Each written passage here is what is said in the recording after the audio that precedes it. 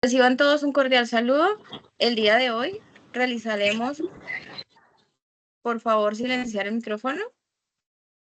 El día de hoy realizaremos la webconferencia de inducción del curso de Química Orgánica 100-416, que pertenece a la Escuela de Ciencias Básicas, Tecnología e Ingeniería, y pues tenemos la red de aprendizaje en Química Orgánica, la cual está conformada por una serie de docentes, los cuales vamos a mencionar a continuación. Mi nombre es Sandra Paola Paricio Sánchez. En el momento yo soy tutora de la red de química.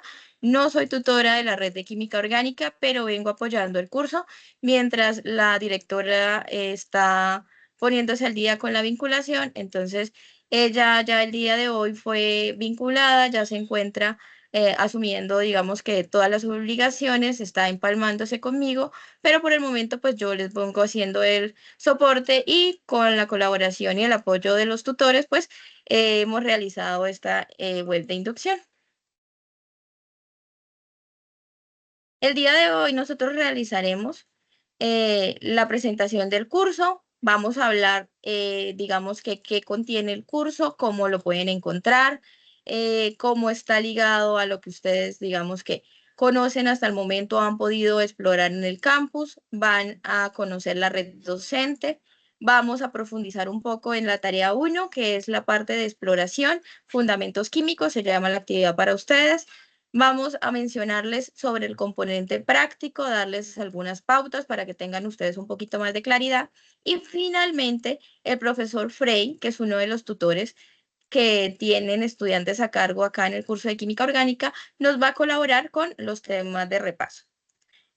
Entonces, damos la bienvenida a toda la red del curso a ustedes para este periodo 16-1. Espero que pues sea un periodo muy provechoso, que ustedes puedan aprender y puedan cumplir todas las expectativas que tienen sobre el curso. Se da la bienvenida y quedamos toda la red de tutores dispuestos y disponibles para poder colaborarles a ustedes en la atención de todas las inquietudes y colaborarle en todo su proceso formativo. La estructura del curso de química orgánica está ubicada o está conformada de la siguiente manera. Pertenece a la Escuela de Ciencias Básicas, Tecnología e Ingeniería. Tiene un total de número de créditos de 3 y la tipología del curso es del tipo metodológico. Los programas académicos que tienen por obligación ver este curso son los programas de Ingeniería de Alimentos, Tecnología en Calidad Alimentaria y Tecnología en Regencia de Farmacia.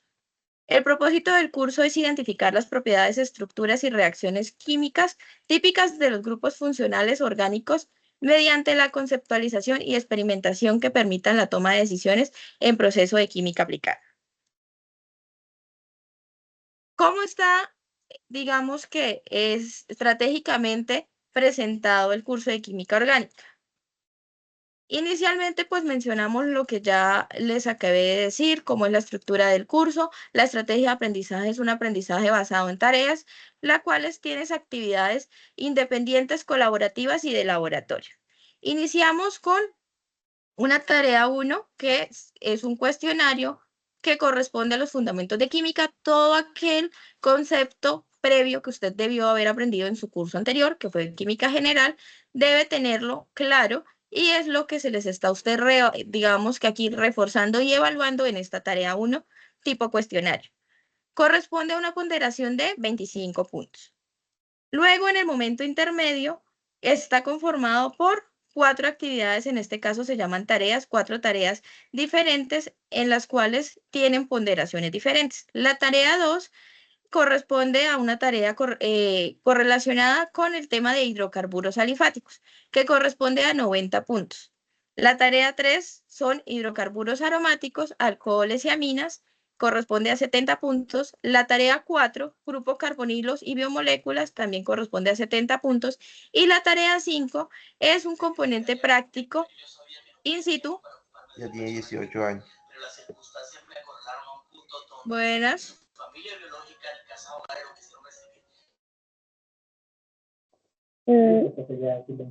¿Alguien tiene activo el micrófono? Les solicitamos de favor que por favor pongan en silencio. Si tienen alguna duda pueden realizarla por chat. Los profesores Rafael y John me colaboran con el chat, entonces si tienen alguna duda pueden escribirlo y ellos le pueden dar respuesta por allí o más adelante damos lugar a que puedan intervenir y escuchamos si tienen alguna pregunta. Por lo pronto, escuchemos, estemos atentos a la presentación y cualquier duda la pueden poner en chat y con gusto la respondemos. ¿Listo?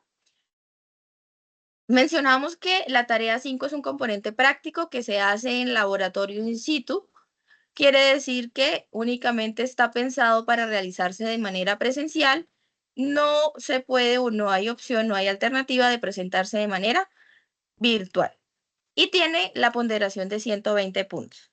Como momento final, se tiene planteada una evaluación tipo prueba objetiva cerrada que corresponde a un cuestionario evaluativo que tiene una ponderación de 125 puntos. Hay que tener en cuenta que este curso no es habilitable al tratarse de un curso tipo metodológico, que quiere decir que tiene componente práctico relacionado con el curso, no se puede habilitar. Entonces, no es habilitable en caso de que esta evaluación final que nosotros vemos acá, que es la tarea 6, no la puedan presentar por cualquier motivo de fuerza mayor, el cual tiene que ser justificado, tiene la posibilidad de presentar un supletorio, pero para poderlo presentar tiene que presentar esta excusa, esta razón de por qué no pudo usted presentar la actividad y además realizar un pago de los derechos pecuniarios que le permita a usted luego presentar el supletorio. En la red de docentes está conformada por la directora del curso, la profesora Eliana Giselle Aguilera Ángel, la cual es una licenciada en química, especialista en ciencia y tecnología de los alimentos, magíster en ciencias químicas y en este momento se encuentra realizando su doctorado en ciencias biológicas. Ella pertenece a la zona de Bogotá, SEAD José Acevedo y Gómez, y tiene un horario de atención los lunes y sábados de 8 a 10 de la mañana y se encuentra en centro toda la mañana de 8 hasta el mediodía, hasta las 2.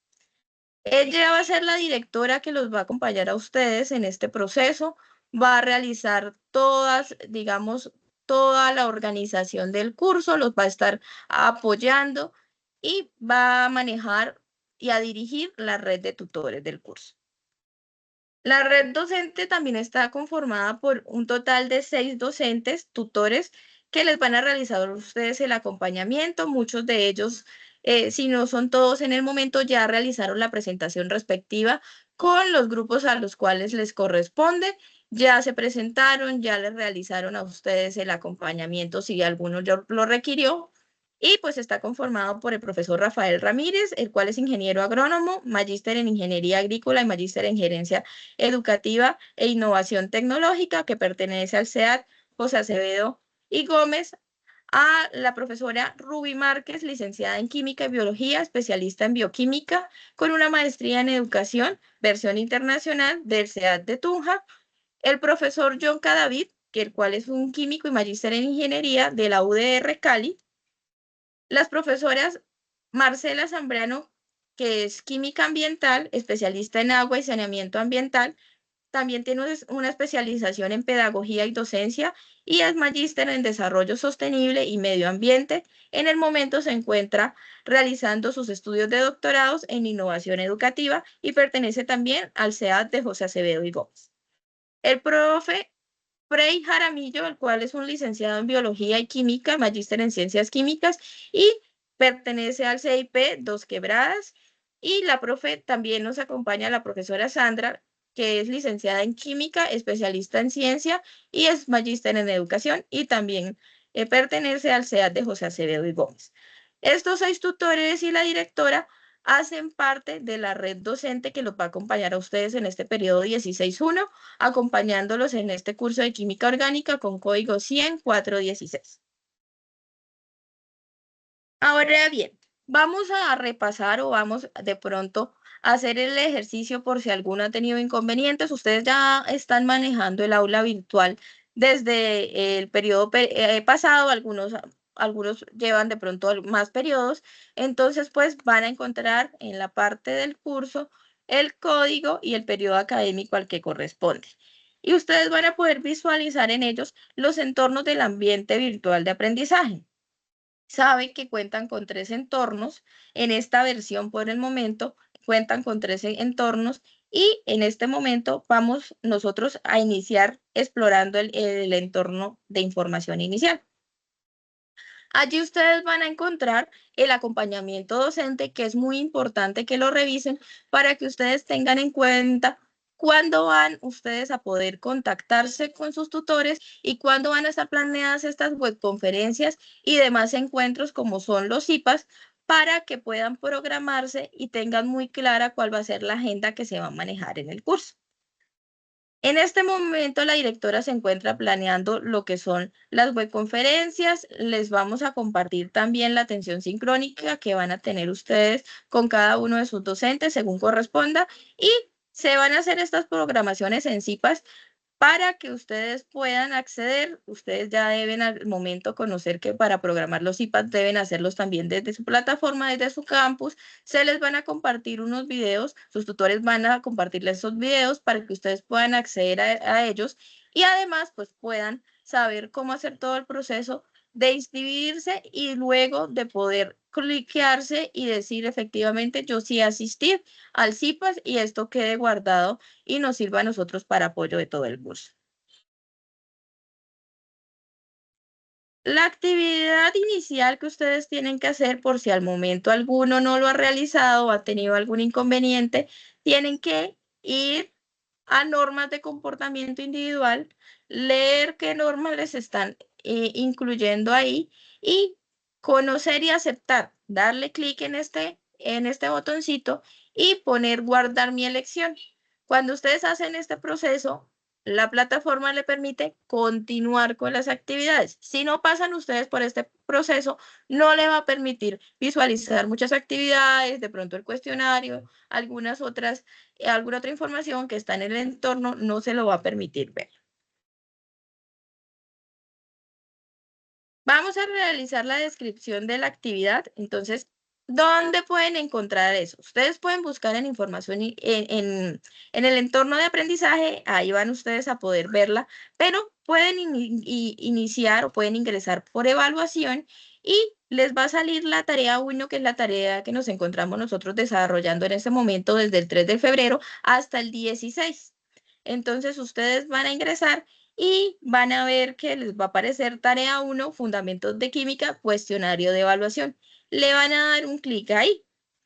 Cuando ustedes cliquean en ese momento, les va a aparecer las especificaciones de la prueba. Entonces les están diciendo que usted va a encontrar un cuestionario, que en este cuestionario pues hace parte de la estrategia de aprendizaje y que va a evaluar lo que son los presaberes y los conceptos de química general que usted debe tener claro. Les están diciendo que consta de 15 preguntas que son aleatorias de selección múltiple con única respuesta y que una sola respuesta es la que les va a dar a ustedes una calificación positiva finalmente. Está configurada esta prueba para realizarse en 2 intentos. Ustedes tienen 2 oportunidades para poderla presentar y adicional a ello les están dando un tiempo de 1 hora y media para cada intento. Tiene una ponderación de 25 puntos y ustedes pueden previsualizar el cuestionario y luego les dicen enviar para finalmente poder realizar el envío de estas respuestas. Si usted no realiza el envío, puede que no se las tome como que usted finalizó y no le vale como si usted hubiese ya realizado, o sea, como no le vale, no le ponen ponderación al intento que usted ya ha realizado. Por acá nos preguntaríamos nosotros, bueno, ¿y cómo es la vaina? ¿Cómo van a aparecer estas preguntas? De pronto, si alguno, ¿sí? Si alguno no tiene conocimiento. De la infografía y no se me ve, mire usted si le sale. ¿Todo bien hasta el momento o hay algún inconveniente?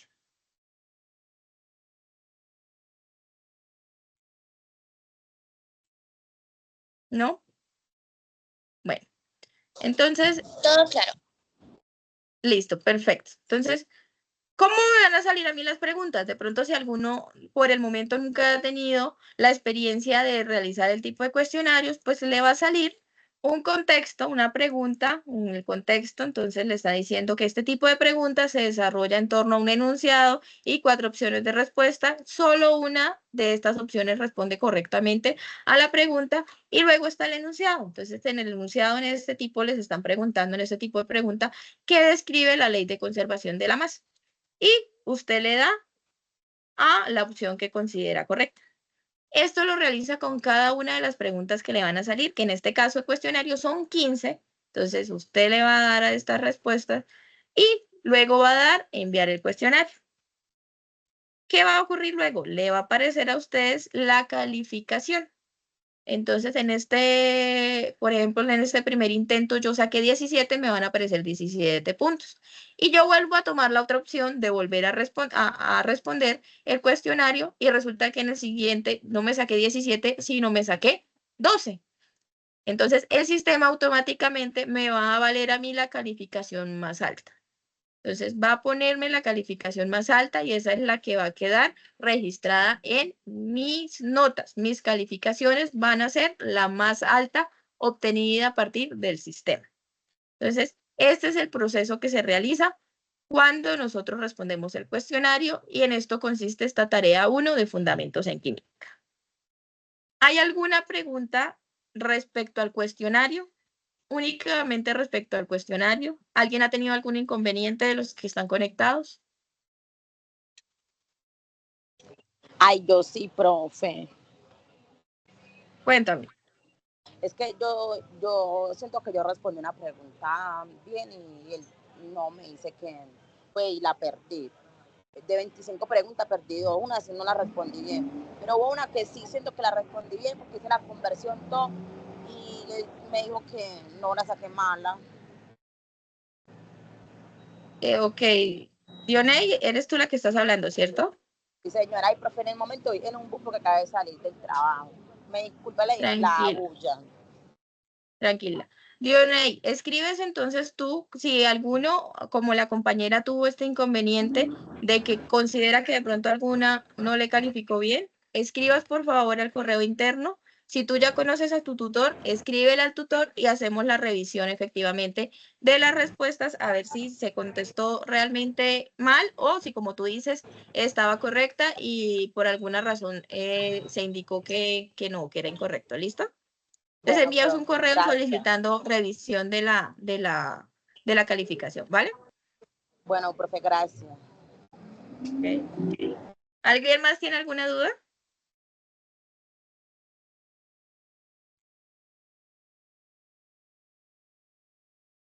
Hola, buenas tardes. Buenas Hola. tardes. Sí. A mí me sucede, perdón, a mí me sucede lo mismo que la compañera. O sea, me salió una mala, pero pues yo digo que está bien, sino que no sé, o sea, puede ser que según cómo esté programado el sistema. Lo mismo que la compañera. Sí, sí, Escribes, por a mí. favor, solicitando cuál fue la pregunta y se hace la revisión, ¿vale? Ok, bueno, muchas gracias.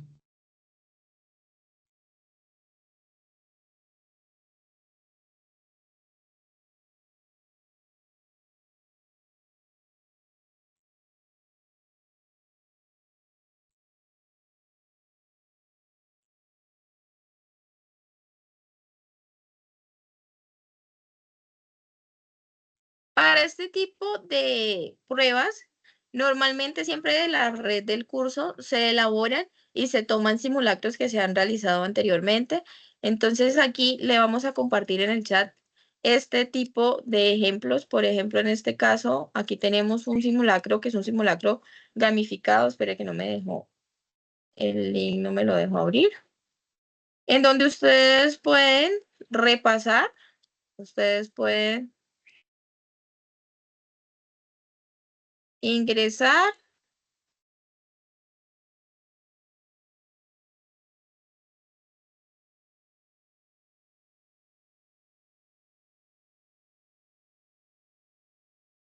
y aquí hay una serie de preguntas que les sirven a ustedes para que realicen el ejercicio, puedan ustedes repasar, van mirando cómo son las preguntas, qué tipo de preguntas de pronto le pueden salir, cómo se formulan y pueden hacer ustedes el ensayo. Entonces, este es un cuestionario tipo juego que se hace en Kahoot, en donde pueden ustedes ingresar y aquí hacen la selección.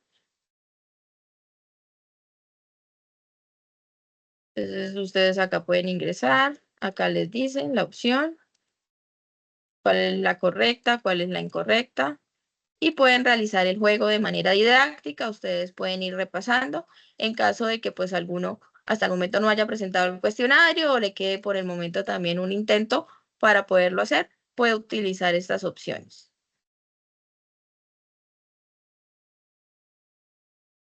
El otro tipo de simulacro es un simulacro tradicional que también se han realizado desde la red del curso, que también le permite a ustedes aquí, se inscriben, hacen el proceso y después de realizar el proceso, pues van a poder realizar un simulacro. Acuérdense que esto es únicamente de repaso. Estos simulacros lo que le permite a ustedes es conocer, digamos, tipos de preguntas, repasar, de pronto ver temas o recordar temas que ustedes tengan un poquito olvidados, pero no tienen ningún puntaje para el curso. O sea, no les va a sumar en la ponderación ningún punto, pero sí les sirven a ustedes mucho en el proceso de aprendizaje y les sirven a ustedes mucho de refuerzo. ¿Alguna pregunta hasta acá respecto a esta actividad o podemos proseguir con la información general?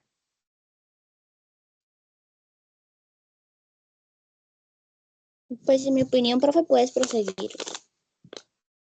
¿Listo?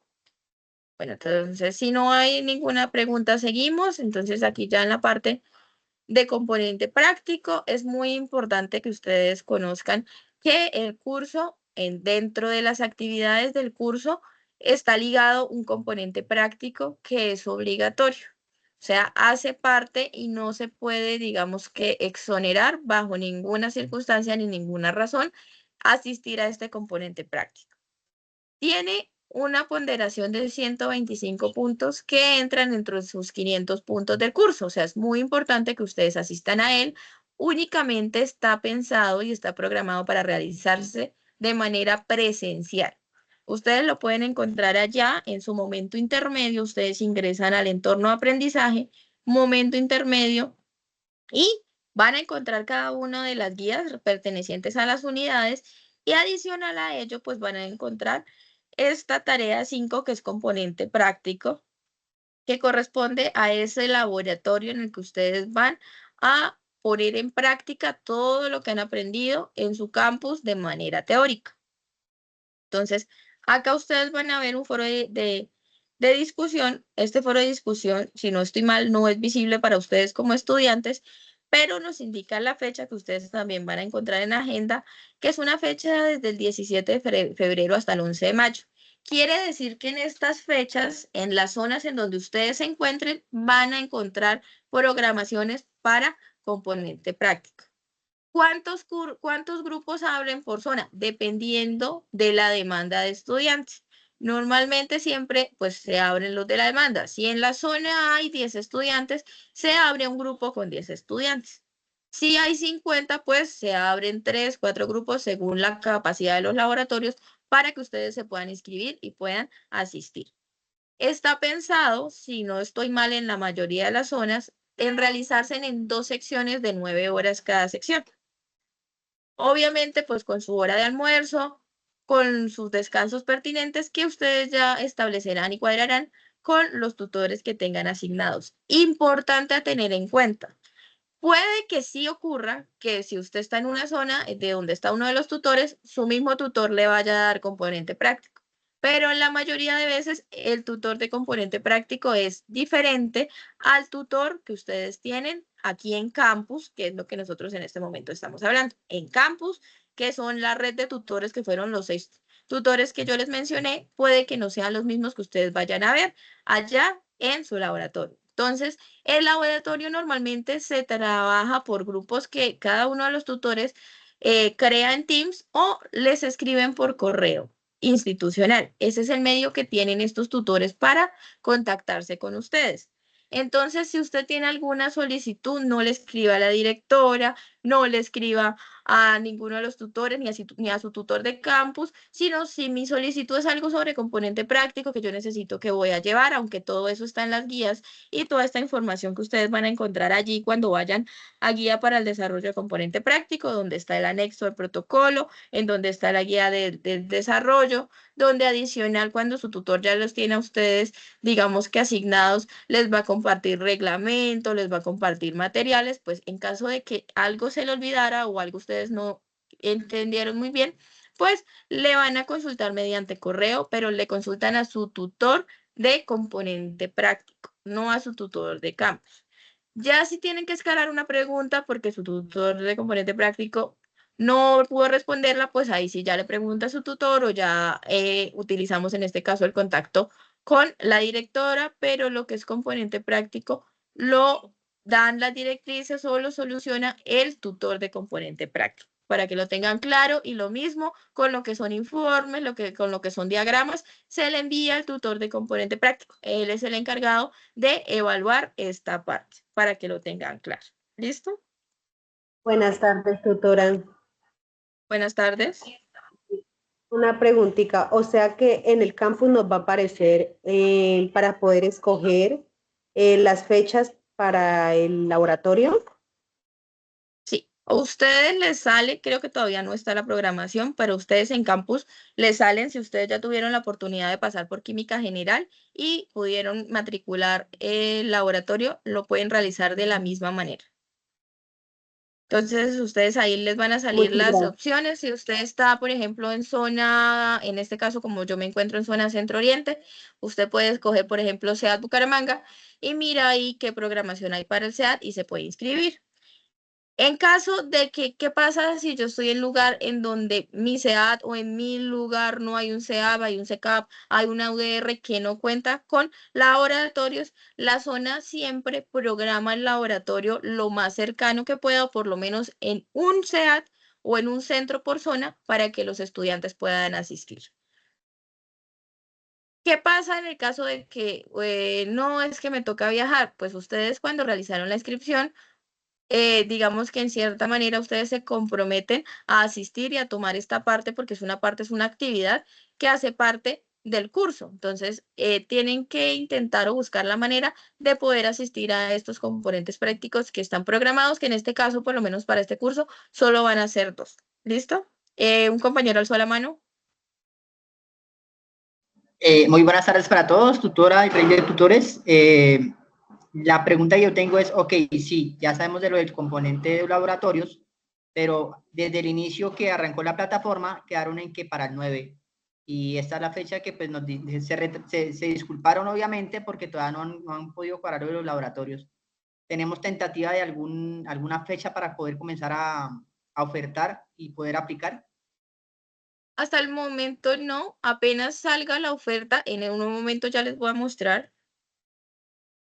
Espérame, miramos por acá. Mira. Por el momento, a la fecha, no ha salido programación. Yo creo que a más tardar la próxima semana ya hay programación. ¿Y cómo la puedo visualizar? ¿Sí? Yo puedo visualizar la programación ingresando a unad.edu.co, vida académica, componente práctica. Y podemos dar en seleccionar laboratorios, programación, y ahí me va a salir a mí la programación, me va a salir de esta manera. Esta es la del año pasado, la programación de los laboratorios por zona. Ahí va a estar cargada toda la programación, qué pena caer en la redundancia, de los laboratorios que se tengan hasta el momento. Hay en algunas zonas que a veces por contratación o por algunos inconvenientes se demoran un poquito en realizarla o en poder asignar un laboratorio, programar un laboratorio, pero ahí ustedes van a poder encontrar por zona. Dentro de cada zona van a estar los SEAD o los UDRs o los centros o los ECAP en donde se pueden realizar los laboratorios y ahí les dan las opciones. Dependiendo de la demanda, yo les decía, puede que salgan un grupo, 2 grupos, 3 grupos, 4 grupos, 10 grupos, por ejemplo, en zona Bogotá, que es una zona bastante grande, salen bastantes grupos. Entonces, ahí ustedes van a poder verificar esto. Y también le podemos compartir este enlace de YouTube que les dicen cómo inscribirse a estos laboratorios o salidas de campo. El profe, por favor, también los profes me pueden colaborar con ese enlace. ¿Listo? ¿Preguntas? ¿Quedó claro? Sí, tutora, muchísimas gracias. Es que Sí, pues señora, sabemos muy que era claro, muchas ya gracias. lo más pronto posible, ¿no? Sí, pues la idea es que estamos haciendo, digamos, bueno, eso lo hacen ya las líderes de laboratorio, están haciendo este proceso, hasta el momento se encuentran por parte también de la líder de ciencias básicas realizando la asignación de estos laboratorios a los docentes, entonces por lo pronto se está realizando el proceso, lo más pronto que se pueda se va a poder publicar para que ustedes se puedan programar y puedan inscribirse en estos componentes, ¿listo? Vi que un compañero más o una compañera alzó la mano y el profe Frey también. Entonces, porfa, la compañera y luego el profe Frey.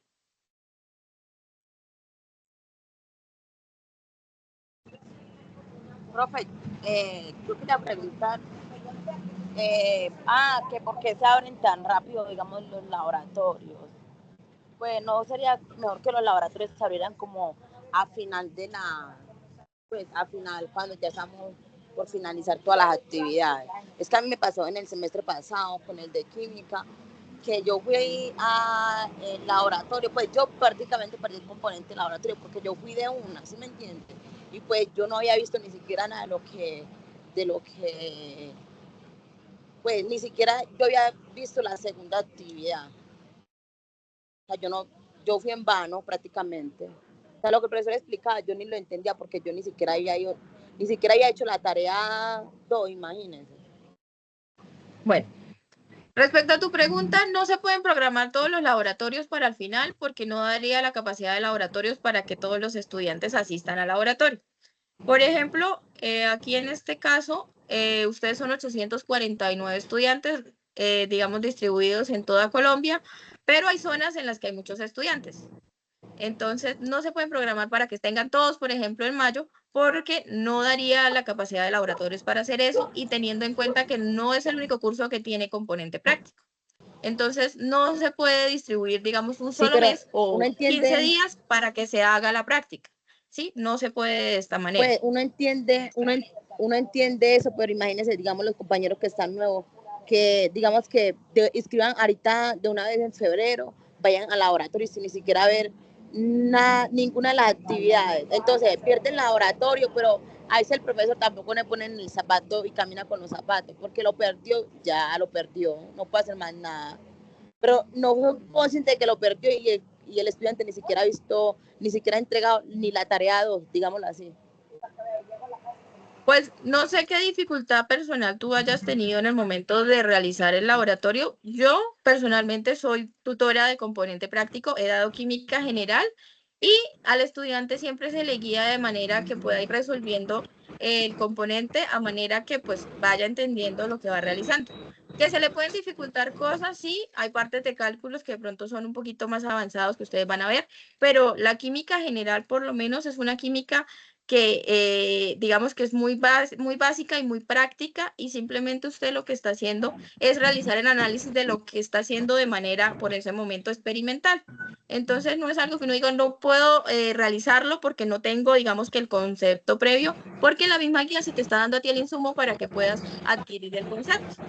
¿Sí? Entonces, si yo sé que yo voy a asistir a un laboratorio y que en este laboratorio a mí me van a dar, por ejemplo, lo que es, no sé, la primera práctica de química general, materiales de laboratorio, pues yo puedo hacer un repaso cuáles son los materiales de laboratorio, ¿sí? Si voy a ver ley de gases, pues repaso la ley de gases, ¿sí? Entonces, son temas que Pues uno una puede cosa es reforzar decirlo, y puede realizar eso. sí, porque una cosa es decirlo, otra cosa es como cuando uno está allá y uno está en el laboratorio y el profesor tiene afán. Por ejemplo, yo vi casi todo el laboratorio en un día, entonces ahí es donde yo digo, yo vi laboratorio, la práctica de laboratorio, todo en un día. Entonces ahí uno queda como que, oh my God, porque imagínense. Entonces, Eso sí bueno, es como el tutor allá, digamos que dispuesto, normalmente por lo menos en la zona donde yo he trabajado, siempre se hacen dos, más o menos, 2 o 3 prácticas en 3 secciones.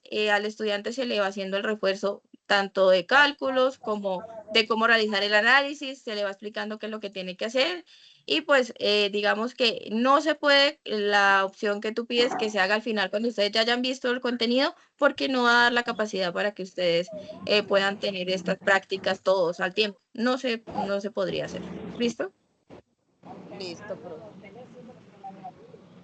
Profe, pero no te Profesor interrumpo como Frey. para que la compañera de pronto tenga algo claro. La idea de que nosotros como estudiantes agarremos a veces los componentes del primero es porque es la nota más alta de toda la materia. Sí, se hace difícil a veces los conocimientos, pero para eso se trabaja en grupo y la orientación del tutor siempre está dada a que más allá de la nota quede el conocimiento. Entonces, de pronto es un poco más de prestar atención al momento de recibir la instrucción, y obviamente esto se complementa porque para eso somos autodidactas, se complementa con lo que nosotros también investigamos por fuera. Sí, señor.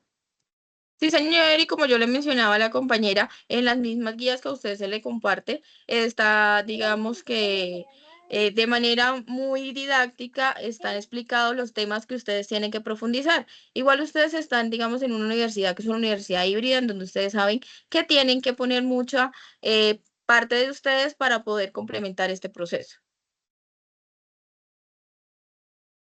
Listo, el profe Frey que había alzado la mano, no sé si ya la bajó. Tranquila, profesora, ya dieron la aclaración respectiva. Listo, el profe John Jairo. Sí, yo quisiera de pronto recalcar a los compañeros, a los estudiantes. Yo tuve personas en química general, en componente práctico, las cuales solo asistieron al componente práctico y nunca entregaron tareas. Realmente esos casos se ven. O se ve el caso contrario, que entregan tareas, pero nunca van al laboratorio. Al final, el componente práctico te ayuda a sumar puntos para la calificación final de la nota. Sí, señor.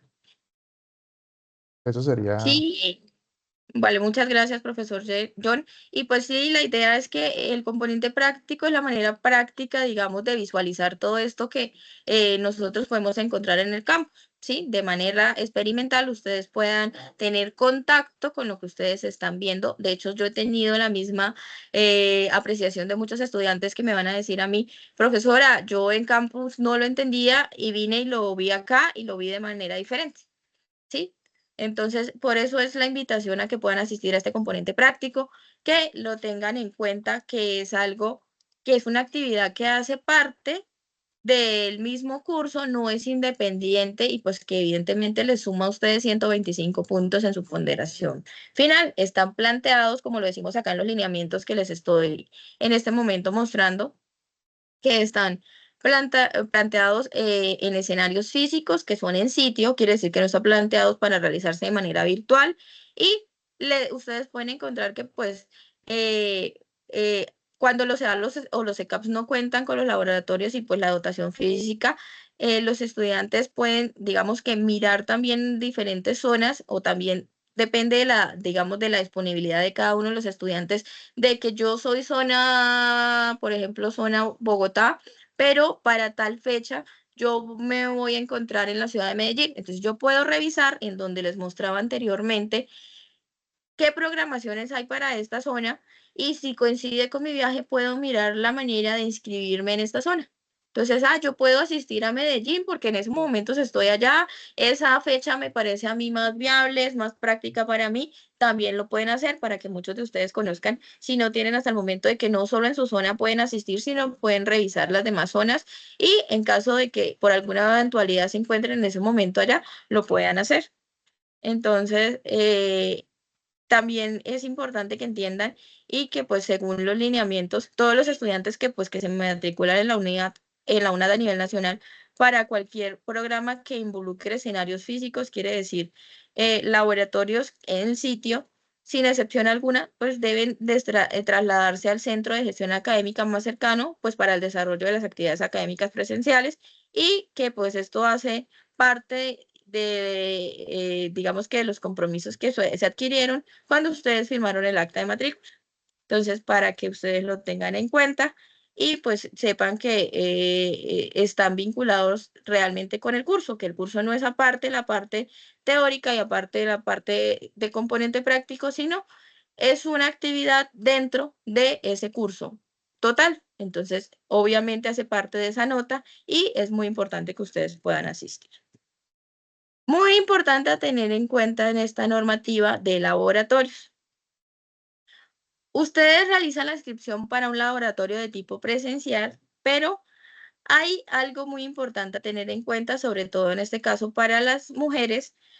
Si alguna de ustedes como estudiante se encuentra en estado de embarazo, debe advertir en el momento de realizar su proceso de matrícula e informar al docente y al profesional de laboratorio que se encuentra en estado de embarazo.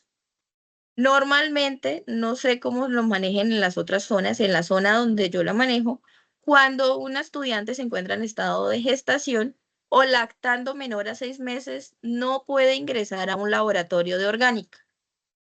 Es algo que, digamos, que está por ley aquí en el laboratorio, es algo que en el laboratorio se estipula. No sé el profe Frey cómo lo manejan allá, no sé los otros profes que están en este momento conectados y me puedan apoyar con eso, pero por lo menos en la zona en la que yo me encuentro, estudiantes embarazadas no pueden ingresar. ¿Sí? En este caso deben contactarse con la directora, la profesora Eliana, y ella le va a decir qué directriz tomar, pero no ingresan al laboratorio. Entonces, para que lo tengan en cuenta, si alguna estudiante en este momento se encuentra en la situación, vaya de una vez realizando este proceso de escribir a la directora y ella le dirá las pautas que van a seguir. Los profes, no sé si alguno está en este momento, ¿cómo lo manejan en la zona si han hecho acompañamiento para este tipo de laboratorios? Profe, buenas tardes. Buenas tardes para Buenas todos. tardes. Profe, yo me encuentro en zona Centro Sur. Mi nombre es Marcela Zambrano, también tutora del curso. Y en zona Centro Sur, al igual que en zona Centro Bogotá, Cundinamarca, donde también estuve, se maneja de la misma manera.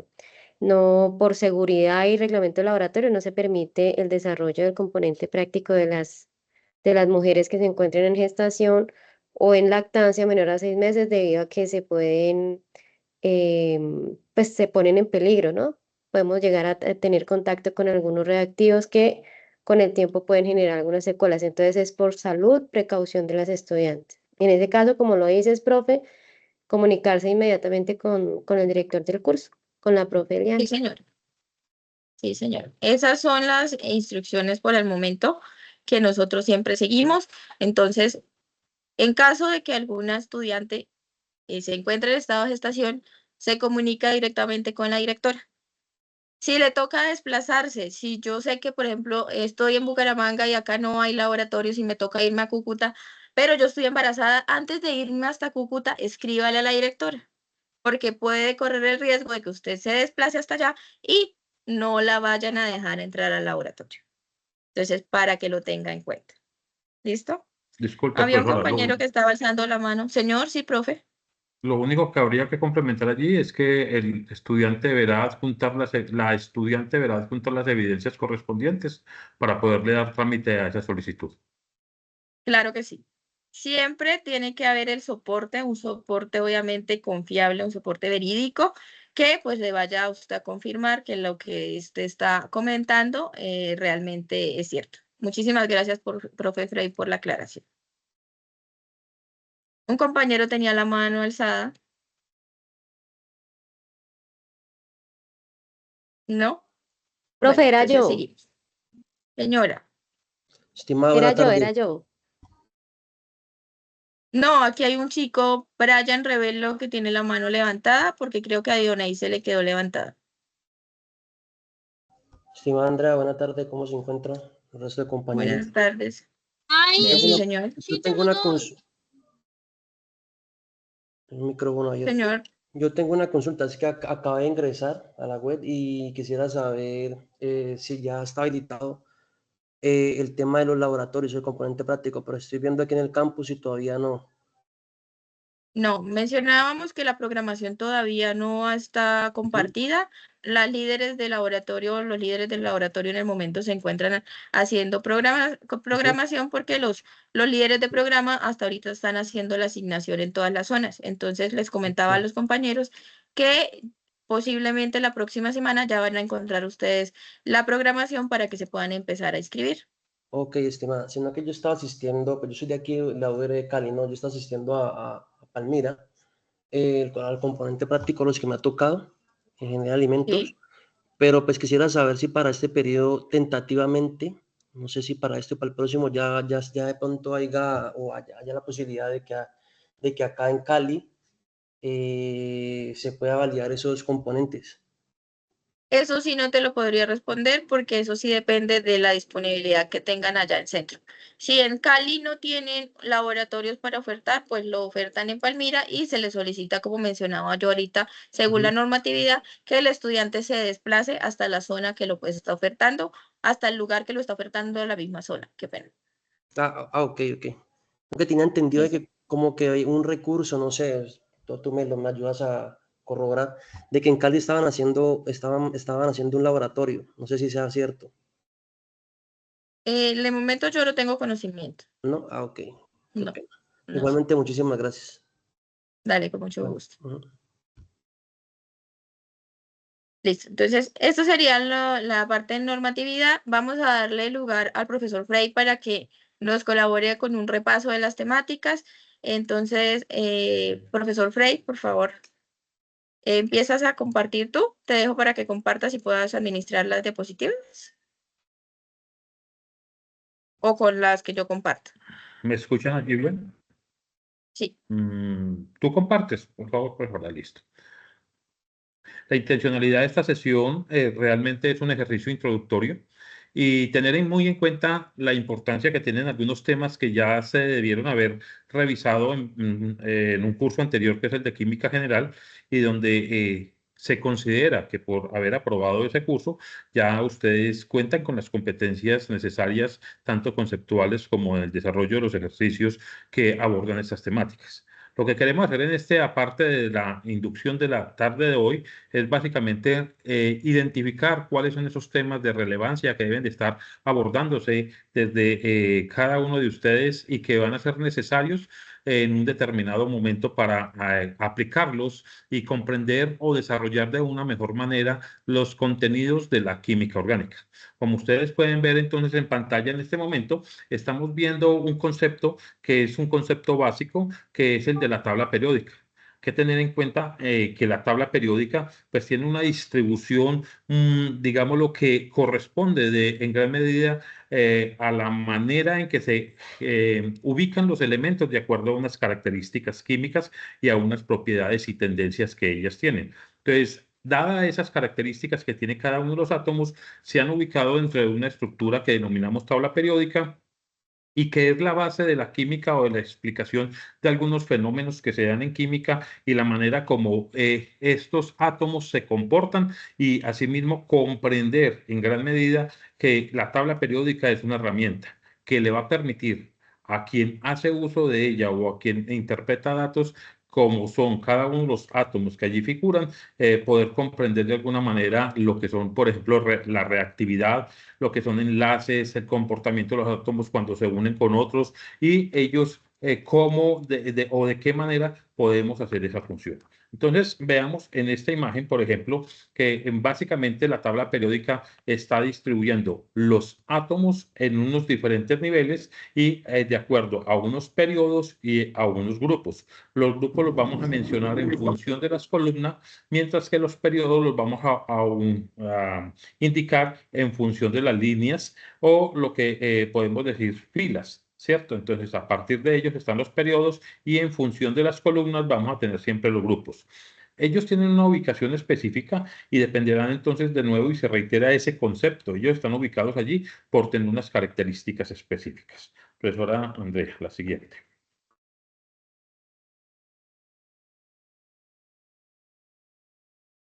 Gracias. Entonces, si nosotros exploramos un poco la manera como esas características se distribuyen, vamos a encontrar unos conceptos muy importantes. Y dentro de esos conceptos importantes vamos a encontrar algunos como lo son la electronegatividad, la energía de ionización, que son algunos de ellos, y algunos otros como el que tiene que ver con el tamaño de ese átomo. En principio vamos a empezar a revisar un poco de lo que es la energía de ionización, como lo expresa la misma diapositiva, y teniendo en cuenta que en esa energía de ionización y donde esas características tienen unas tendencias repetitivas, por eso se denominan periodicidad, porque esas características se repiten constantemente. Entonces, una de esas características que se analiza es la energía de ionización, que básicamente esa energía de ionización se fundamenta en la capacidad o la energía que se hace necesaria para remover un átomo neutro. Cuando un átomo es neutro es porque su carga es cero. Entonces, ¿cómo se va a remover esa energía que se hace necesario para esa remoción? Va a ser el concepto que en gran medida se utiliza en la tabla periódica. Y esa energía de ionización entonces básicamente va a tener un aumento. Es mayor la energía de ionización de un átomo que está a la derecha que respecto al que está a la izquierda. Entonces, la energía de ionización en términos generales la podemos identificar como que tiene un aumento de izquierda a derecha, siendo mayor la energía que está a la derecha. Y va a disminuir siempre de arriba a abajo, o sea que entre más abajo hay menor energía de ionización. Este concepto, que es un concepto básico, es un concepto de la química general y que se abordó en su momento en química general y hace referencia a esa característica de ciertos átomos que van a ser conceptos necesarios en el momento de abordar la química orgánica, porque recordarán ustedes o tendrán ya en cuenta en este momento que la química orgánica hace alusión básicamente a la química del carbono, o sea, básicamente el átomo que mayor análisis va a tener dentro de la química orgánica es el carbono y cómo ese carbono se relaciona con otros átomos, y en esa relación con los otros átomos es necesario conocer entonces la base de lo que es la química general para poder entender por qué un átomo tiene un determinado comportamiento o no. Asimismo sucede, por ejemplo, con la electronegatividad, teniendo en cuenta que esa electronegatividad hace referencia a la fuerza con que tiene un átomo de atraer a sus electrones y mantenerlo cohesionado o unido. Entonces, en la medida que nosotros identificamos el aumento de los átomos para hablar de electronegatividad, el aumento va siempre de izquierda a derecha. Entonces, esta es la parte donde mayor electronegatividad vamos a tener dentro de la tabla periódica, dado que siempre va aumentando periódicamente y en función de esa característica, pero va a disminuir cuando es de arriba a abajo. Entre más abajo está el átomo, pues menor capacidad de atracción hay sobre esos electrones. Y eso se debe básicamente a que si el átomo crece en tamaño, pues hay una capa de electrones más lejano del núcleo. Y al estar más lejanos del núcleo, pues más difícil va a ser atraer esos electrones hacia el centro, por lo que hay una tendencia a que esa electronegatividad disminuya en la medida que van creciendo los átomos frente a esas características. Entonces, esos son conceptos importantes que se deben de tener en cuenta en el momento de interpretar los átomos dentro de esa tabla y también de entender por qué la tabla periódica tiene esa distribución. Otro concepto básicamente es el radioatómico y que hace referencia a esa distancia, o pongámoslo de otra manera, sí, básicamente a la distancia que hay entre el núcleo y la capa más externa de electrones. Entonces, entre más grande sea un núcleo, hay mayor distancia. Y al haber mayor distancia, esa distancia va a afectar en gran medida esa capacidad de ser atraídos por ese núcleo. Por eso la disminución en el radio atómico siempre va a estar de izquierda a derecha, queriendo decir que el núcleo va a estar en la derecha. Vamos a tener unos núcleos, unos átomos mucho más grandes y esa distancia va a ser, aumenta el tamaño, más la electronegatividad hablamos ahora, que también se ve afectada cuando un tamaño es mayor. Entonces, son conceptos que se deben de revisar y que hacen parte de esa forma en cómo se distribuyen los átomos en la tabla periódica, pero también cómo ellos van organizándose de acuerdo a unas características en función de bloques, que es otro aspecto bien relevante, porque vamos a encontrar dentro de la tabla periódica algunos, digamos, bloques que van a ser referidos a la distribución electrónica que en algún momento ustedes también revisaron dentro de la química general. Por eso ustedes dentro de esta imagen pueden identificar que hay 1s, 2s y tienen que ver a esos niveles y subniveles que se van formando en la medida que un átomo va aumentando. Profesor Andrea, la siguiente, por favor.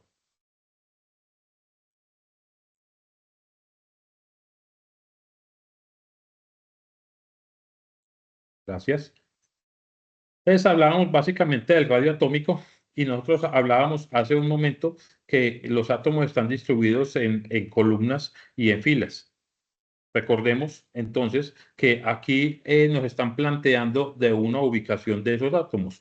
Algunos que son menores que, por ejemplo, aquí nos están planteando que el nitrógeno es menor que el boro y que a su vez el boro es menor que el estroncio. Entonces nos están dando opciones y lo que se trata de identificar en este tipo de ejercicio es la manera como esos átomos van creciendo o van disminuyendo en función del radio atómico, teniendo o recordando que ese radio atómico pues es la manera en que es la distancia que ocurre entre el centro del núcleo y el nivel o la capa más externa de electrones que puede ir aumentando. Recordamos entonces que el aumento va de izquierda a derecha, ¿cierto? Y que a su vez disminuye de arriba hacia abajo. Entonces, que el aumento va de izquierda a derecha y aumenta de arriba hacia abajo. También hay un aumento, como lo indica en esta imagen. Entonces, básicamente, lo que en este tipo de análisis lo que se debe hacer es mirar qué tamaño tiene un átomo para poder identificar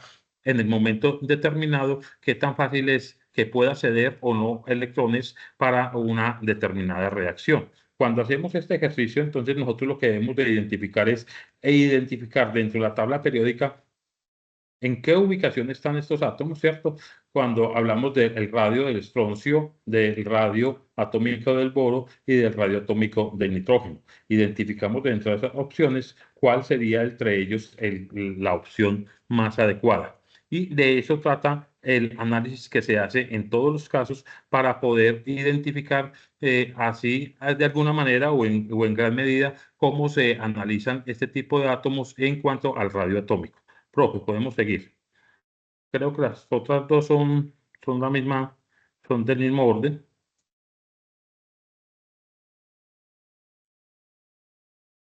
Igual sucede entonces en este tipo en esta diapositiva nos está planteando, ¿cierto? Aquí ya estamos mirando mayor que, cuál es mayor que, si un átomo es mayor entre el oxígeno, el astato y el fósforo, entre ellos cuáles son. Entonces acá nos muestra la gráfica básicamente cómo está esa distribución. ¿Qué átomo es mayor? Pues aquí vamos a tener átomos más grandes, como el astato, ¿cierto? El fósforo también es un átomo grande y el oxígeno, por eso se marca esta opción como la opción correcta, porque si nosotros aplicamos la norma, de arriba a abajo aumenta y de izquierda a derecha, pues también hay un aumento, hay una disminución. Entonces, en este caso, estos átomos por estar más abajo son los que van a tener mayor tamaño en el momento determinado. Creería que ese tema está más en la visual y en seguir la regla básica que se tiene para cada uno de estos aspectos o de estas características atómicas, toda vez que esa información misma se obtiene o bien de visualizar la tabla periódica o de la información que nos entrega la misma tabla periódica, como lo podemos ver en este momento. Profesor Andrea. Aquí llegamos entonces al tema de electronegatividad. Y básicamente recordemos que la electronegatividad es esa capacidad que tienen los átomos de atraer a sus electrones. Entonces, ante un mayor número de radio atómico, o sea, un átomo más grande, estamos diciendo que se pierde la electronegatividad. Hace un momento decíamos que el mayor tamaño de los átomos está en la parte inferior de la tabla periódica. Eso implicaría que la electronegatividad está más fuerte o hay mayor electronegatividad en la parte superior de la tabla periódica porque los átomos no tienen un tamaño tan grande allí y adicional a eso, pues también estamos indicando que en cuanto a electronegatividad, pues están dados dentro de estas columnas. Entonces, siempre que hablamos de la columna va a disminuir, no solamente en función de que los más electronegativos están en la parte de abajo, sino que también cuando hablamos de esas columnas vamos a encontrar en este espacio hacia estos grupos los átomos más electronegativos. Por eso normalmente cuando lo vemos por grupos, el grupo 6 es un espacio de átomos altamente electronegativos. Entonces, acá de nuevo prima, y como ustedes han podido ver, este concepto básico prima en gran medida seguir la norma, pero no solamente seguir la norma, sino tener ubicado dónde está esa información. Adicionalmente a ello, que la tabla periódica nos brinda una serie de información y toda tabla periódica en la parte superior, ahorita vamos a ver cómo se ve ese aspecto, en la parte superior trae un recuadro donde presenta la información básica que se puede obtener de cada uno de los átomos que se presentan dentro de la tabla periódica, como son electronegatividad, número atómico, como son el número de electrones que lo compone o el valor Z, y de esa manera vamos a poder ir identificando características. ¿Por qué hablar de esto en esta inducción? Porque lo que queremos nosotros como red de curso es poder indicarles a ustedes la necesidad de retomar esos conceptos que sean necesarios para el momento en el que llegamos a hacer análisis básicamente sobre cómo se comportan los átomos y cómo se van a comportar cuando planteamos ejercicios de la química orgánica en torno al átomo del carbono, que también conserva unas características específicas. Profesor Andrea. Les hablaba entonces hace un momento de toda tabla periódica. Ustedes van a encontrar siempre este tipo de recuadro, donde ustedes van a encontrar el número atómico, el valor de electronegatividad, siempre bien expresado. Allí pueden establecer una relación entre esos valores, los tipos de masa, o sea, aquí siempre van a encontrar la forma simbólica, o digámoslo así, abreviada, de presentar. Y que lo vimos en química general seguramente, es identificar el símbolo. Siempre va a tener el nombre tiene un símbolo que lo representa. Para este caso estamos viendo el ejercicio del hierro y vamos a tener un número atómico y vamos a tener una masa atómica, o sea, el peso básicamente de que está. Y los estados de oxidación, porque cuando hablamos de reacción también podemos estar hablando de estados de oxidación, o cuando se conjugan como compuestos también se determinan estados de oxidación. Entonces, en ese sentido, es importante que se entienda que la tabla periódica no solamente es una herramienta que tiene una serie de imágenes y figuras, sino que esas imágenes y figuras representan en gran medida información que requerimos estar teniendo muy clara, y cómo esa información la traducimos en el comportamiento de las diferentes reacciones, cómo la traducimos en el comportamiento de los enlaces, cómo traducimos también esa información en por qué una molécula se puede formar o no. Y en la parte inferior de esta imagen ustedes están viendo cómo calcular lo que son los neutrones y los protones, ejercicio por el que ya pasamos, pero que en términos generales, cuando lleguemos a la química orgánica y abordemos química orgánica, pues lo más importante es poder identificar elementos o conceptos como son la electronegatividad y la manera como ellos relacionan los estados de oxidación, que son los que más se utilizan en este tipo de casos. Profesora Andrea.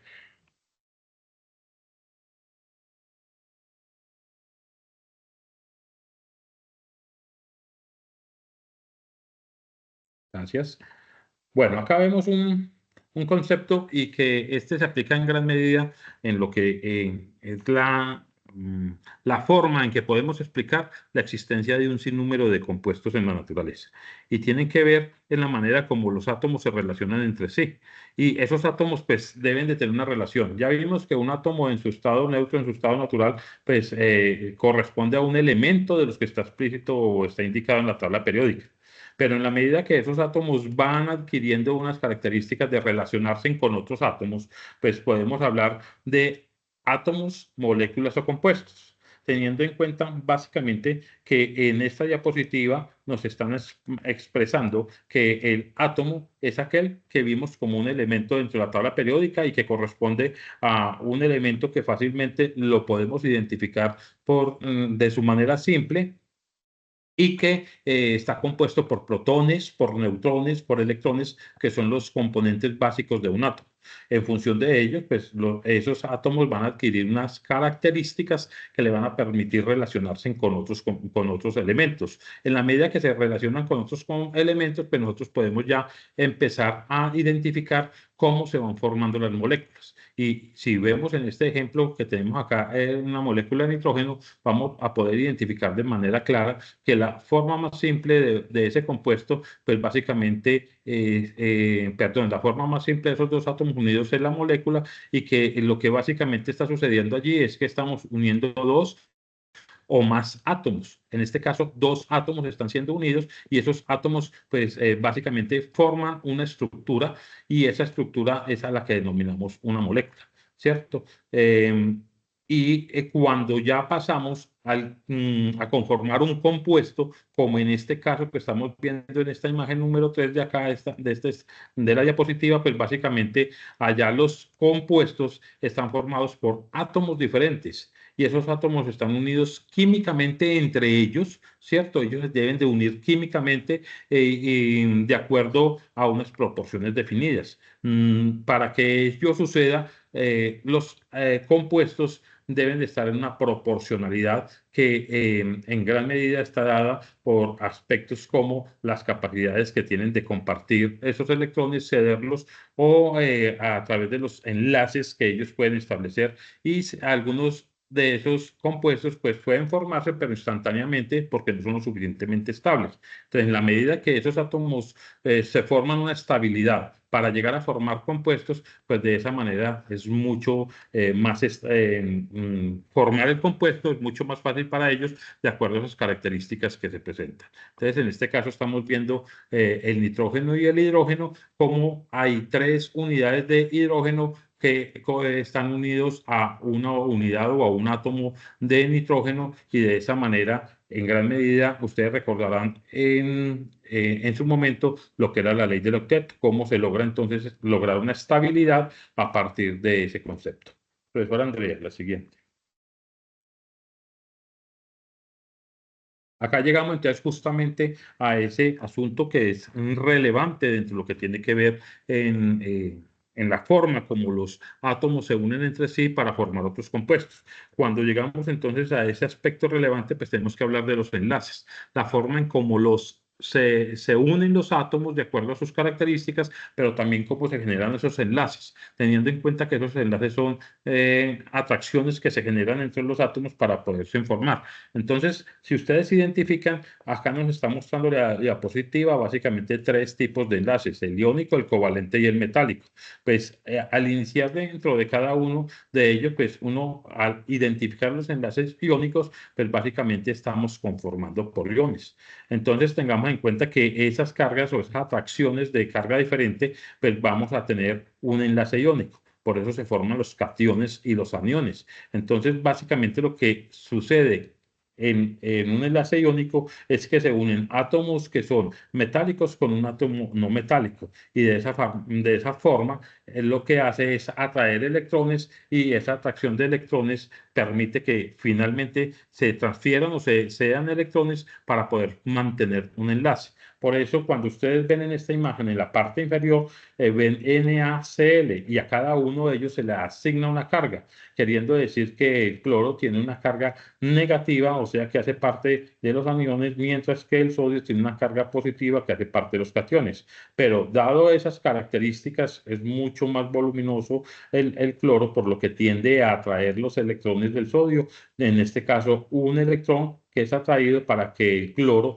alcance una estabilidad, a través donde esa estabilidad la alcanzas con un electrón del sodio, y de esa manera eso es lo que sucede, que estos dos átomos se mantengan unidos por una atracción o por ceder. En pocas palabras, es como si al sodio le estuviera sobrando un electrón que se lo va a recibir el cloro que le está faltando, y esa diferencia de electrones pues es la que va a mantener esa unión.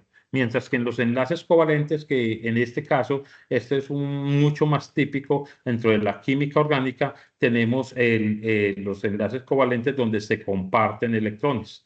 Si ustedes ven, básicamente lo que aquí se está alcanzando es una estabilidad para el carbono, y se están compartiendo electrones. Entonces, cuando uno habla de enlaces covalentes, pues normalmente lo que está haciendo es que al compartir electrones, ambos átomos o los átomos que hacen parte de ese compuesto están alcanzando una estabilidad. Mientras que en los enlaces metálicos, pues uno básicamente está planteándose en un enlace metálico la unión, o de alguna manera sí, la unión entre metales, y que se alcanza una estabilidad Pero esa estabilidad en algunos momentos lo que tiende es a conformar unas figuras o unas estructuras mucho más, digamos, estables de acuerdo a la conformación o la configuración que se tiene. Casi siempre, no siempre, pero lo que con más frecuencia vamos a encontrar en la química orgánica son compuestos con un amplio número de enlaces covalentes, y vamos a ver en su momento, cuando estemos viendo las reacciones por allá en la unidad número 2 o 3, empezamos a ver algunas reacciones de cómo se rompen esos enlaces para formar, bien sea energía o se genera energía, sobre todo cuando se dan las biomoléculas en la unidad número 3, pero cómo esos enlaces se rompen o cómo se van formando nuevos compuestos por reacciones de sustitución, reacciones de eliminación, entre otro tipo de reacciones que se dan. Profesora Andrea. Bueno, frente a las cargas, a la carga formal, pues básicamente en la química se le asignan a algunos átomos unas cargas teóricas que le permiten a cada átomo tener como una conformación o un valor y que le permita generar una estabilidad. Acá estamos viendo la relación, por ejemplo, en este ejemplo que nos están planteando acá, nitrógeno e hidrógeno, donde estamos haciendo una relación de cuatro hidrógenos a un nitrógeno. Ustedes recordarán que hace un momento vimos una estructura que hablábamos de NH3 y esa molécula estaba estable, porque los 3 electrones que le aportaban los hidrógenos, uno por cada hidrógeno, pues le generaba la estabilidad al nitrógeno. Mientras que si ustedes hacen en esta estructura, el nitrógeno juega en este caso con 5 electrones por estar en el grupo 5, y el hidrógeno juega con un electrón por estar en el grupo 1. Entonces, ese electrón que tiene la capa más externa del hidrógeno y ese 5 electrones que tienen la capa más externa, el nitrógeno, son los que permiten este tipo de unión, y si ustedes cuentan allí van a alcanzar 8 electrones. Sin embargo, si ustedes establecen básicamente allí estaría sobrando un electrón, porque 5 del nitrógeno y 4 de los hidrógenos estaríamos formando 9 electrones. Entonces, lo que nos está indicando allí es que hay un sobrante, y ese sobrante son a partir de valores. Por eso ese sobrante lo estamos indicando en este tipo de cálculos, que son cálculos matemáticos, y a través de ese tipo de cálculos se demuestra no solamente que sobra un electrón, sino que esa molécula tiende a tener una inestabilidad en un determinado momento bajo condiciones específicas. Dentro de los compuestos químicos, y en particular los que hacen relación con aspectos de reactividad, vamos a encontrar con mucha frecuencia este tipo de cálculos donde hay que identificar cuáles son las cargas formales de cada uno de los compuestos para poder llegar a determinar o predecir qué tipos de reacciones se pueden dar en un determinado compuesto cuando se une con otro y se obtienen ese tipo de reacciones. Por ejemplo, este ejercicio lo vamos a ver cuando estemos en laboratorio, en algunas de las prácticas, y allí van a tener que utilizar elementos para poder identificar por qué los cambios de colores, formación de precipitados, o en algunos otros casos formaciones de alguna otra sustancia, espejos de plata, o algunas reacciones que se dan típicas cuando uno habla de grupos funcionales. Profesor Andrea. La acidez hace parte entonces también de otro aspecto bien importante. Y lo que se ha tratado de identificar dentro de esta gráfica básicamente es esa escala que hemos conocido siempre, donde tenemos una escala que va de 0 a 14, donde el 0, de 0 a 7, ¿sí? La podemos hablar que es una escala ácida, pero entre más cercano esté a este extremo, o sea, a 0, hay una mayor acidez.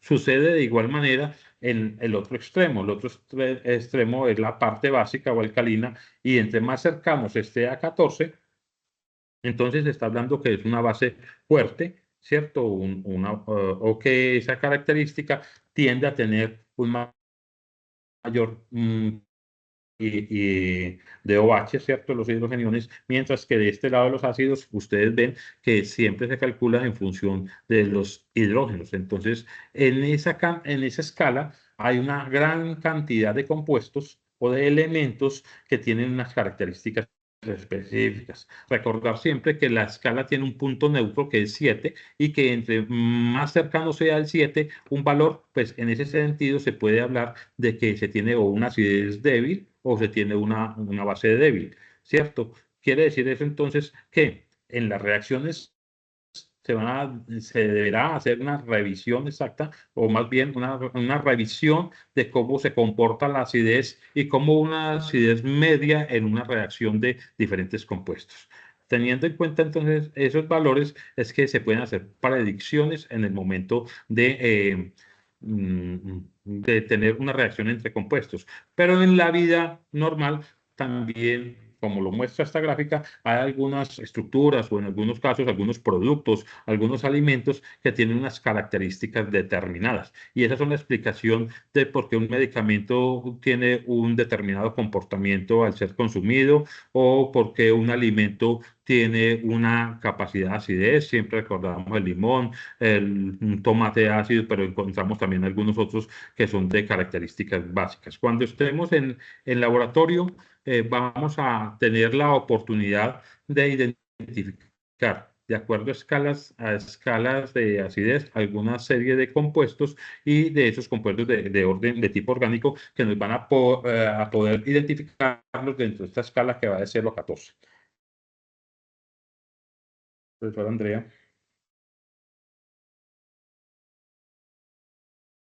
Reacciones, tengamos en cuenta que dentro de las reacciones hay que mirar dos aspectos. Una cosa es tener la reacción, o sea, cómo funciona esa reacción, y otra cosa es la ecuación que representa esa reacción, ¿cierto? Entonces, hay diferentes tipos de reacciones, pero siempre van a estar inmersos dentro de esos procesos de reacción y no lo debemos de olvidar y lo debemos de repasar, lo que son los reactivos y los productos. Tengamos en cuenta que dependiendo de las características de los reactivos voy a obtener unos productos.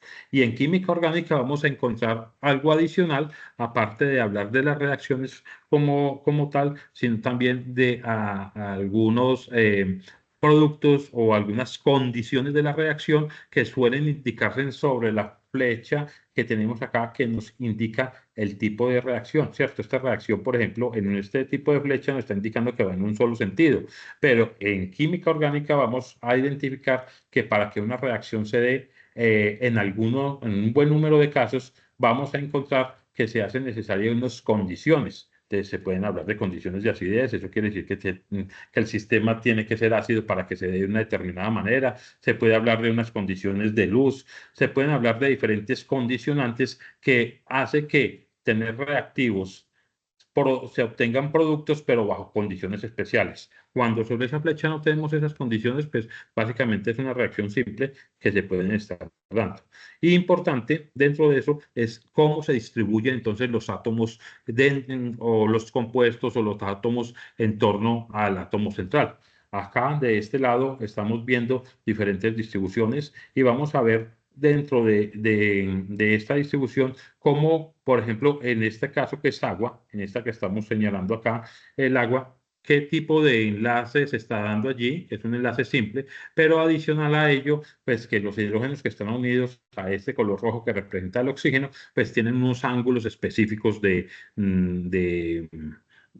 unión. Ese tema se estará revisando en la unidad número 1 de la química orgánica, donde básicamente vamos a ver no solamente cómo son los átomos, cuáles son sus características en la química del carbono, sino también cómo ellos se distribuyen en el espacio, o sea, de qué manera espacial está la unión entre los átomos para poder formar los compuestos, las moléculas. Básicamente, en este espacio es lo que queremos indicar, que este ya va más asociado, de la manera que está mostrado, a lo que es la química orgánica. Acá, por ejemplo, el metano, que es un compuesto simple dentro de lo que es la química orgánica, como este átomo de carbono que está en el grupo 4, tiene unido 4 átomos de hidrógeno para el átomo de carbono ya queda estable, pero la manera en cómo ellos se distribuyen en torno a ese átomo de carbono, generando unos enlaces y unos ángulos entre estos enlaces y también generando en gran medida cómo espacialmente se distribuyen en torno a ese carbono. Profesor Andrea. Aquí más de reacción. Creo que las reacciones de oxidación estamos habituados con ellas. En la reacción de oxidación básicamente es una reacción que funciona entre el hierro y el oxígeno como un proceso que se da, y en esa relación lo que está tratando de indicarse en esta que se está presentando acá es básicamente recordaron ustedes los balanceos de ecuaciones, cuántos átomos, ¿cierto?, se deben de tener para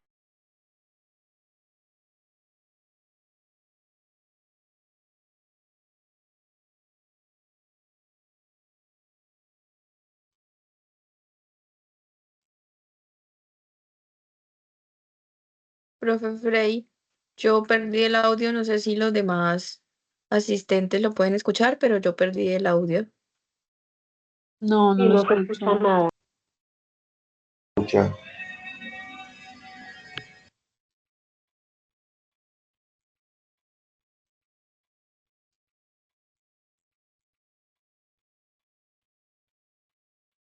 No se escucha nada, tutora. Ya esperemos un minutico, de pronto fue que el profesor Frey perdió la conexión. Demos un segundito a ver si retorna. Sí, realmente han venido presentando el problema, pero esta vez sí se intensificó.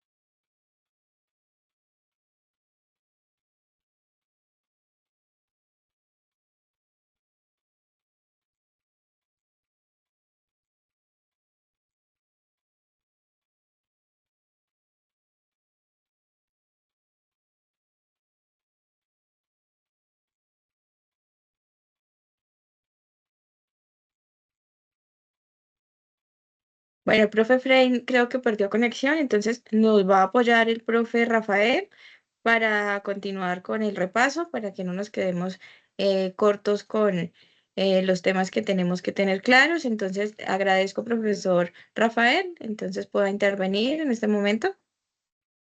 Perfecto, profesora. Muchas gracias a todos. Una muy buena tarde. Somos pues una red de trabajo. Estamos varios tutores, podemos apoyar cualquiera en estos conocimientos básicos. Entonces, pues continuando con la presentación que teníamos, estábamos revisando todo lo que son las reacciones químicas. Estábamos viendo sus componentes principales, los reactivos, los llamados también reactantes por ahí en algunos libros, y los famosos productos. Queríamos hacer aquí una anotación bien interesante, y es que cuando estamos formulando nuestra ecuación química, es importante cumplir con algunas leyes de la química que se llaman leyes ponderales de la química. Entre ellas, las principales y las más conocidas está la conservación de la masa y la energía. No sé si ustedes por allá hace mucho tiempo escuchaban ese famoso comercial de Tarrito Rojo JGB que decía, la masa, la energía no se crea ni se destruye, solo se transforma. Y eran comerciales muy interesantes que nos enseñaban un montón y que valían la pena verlos. Entonces, una de esas leyes es aplica en este momento, que se llama conservación de masa y energía. ¿Qué quiere decir eso? Que si ustedes tienen hierro y oxígeno en los reactivos, van a tener hierro y oxígeno en los productos, pero probablemente ellos van a sufrir un proceso de reordenamiento en su estructura. ¿Listo? Entonces, eso es importante que lo tengamos en cuenta. También algo otros componentes de estas reacciones químicas tienen que ver con los estados en los que se encuentra la materia. Específicamente, ustedes lo van a encontrar en la parte inferior derecha de los símbolos químicos y pues estos están asociados con letras como S, que indica que es sólido, o pues este hierro se encuentra en estado sólido, el oxígeno pues ya sabemos que cuando está en estado diatómico en la naturaleza está en estado gaseoso y obviamente este compuesto también que se forma aquí lo encontramos en estado sólido. Otra cosa que es muy importante, la cantidad debe estar, o la ecuación que tenemos debe estar balanceada. Recordábamos por allá balanceo de ecuaciones. Y recordábamos a su vez que balancear una ecuación simplemente es tener la misma cantidad de moles tanto a la izquierda como a la derecha, tanto en reactivos como en productos. ¿Listo? Entonces, por ejemplo, si quisiéramos revisar la ecuación que se encuentra en la parte superior rápidamente viendo el hierro, miren que aquí nos muestra una sola mol de hierro, ¿cierto? Y aquí ya nos está mostrando 4. Entonces, eso ya querría decir que hay un desequilibrio entre reactivos y productos y por tanto la ecuación de arriba no estaría balanceada. Sin embargo, si observamos en la parte de abajo, tenemos ya el hierro con un índice, esto se llama coeficiente estequiométrico, normalmente lo conocíamos así en química general, que va a permitir que la cantidad de moles de hierro, tanto en los reactivos como en los productos, miren que aquí hay un coeficiente estequiométrico 2, ¿cierto? Que afecta a toda esta parte, de hecho afecta a todo el compuesto, entonces tendríamos 2 por 2, 4 moles de hierro y aquí tendríamos 4 moles de hierro. Podríamos hacer el mismo ejercicio para el oxígeno. En este caso aquí tendríamos 3 por 2, ¿cierto? 6 moles de oxígeno y este 2, como les dije, afecta a todo el compuesto. Tendríamos también 6 moles de oxígeno, ¿listo? De esa forma vemos que la cantidad de moles que hay en los reactivos y en los productos es la misma. Y pues recordamos algo otras leyes ponderales de la química como lo son la conservación de la carga y la conservación de energía que también son fundamentales en este tipo de situaciones cuando hablamos de reacciones químicas. Listo, profe, muchas gracias, te agradezco la siguiente diapositiva.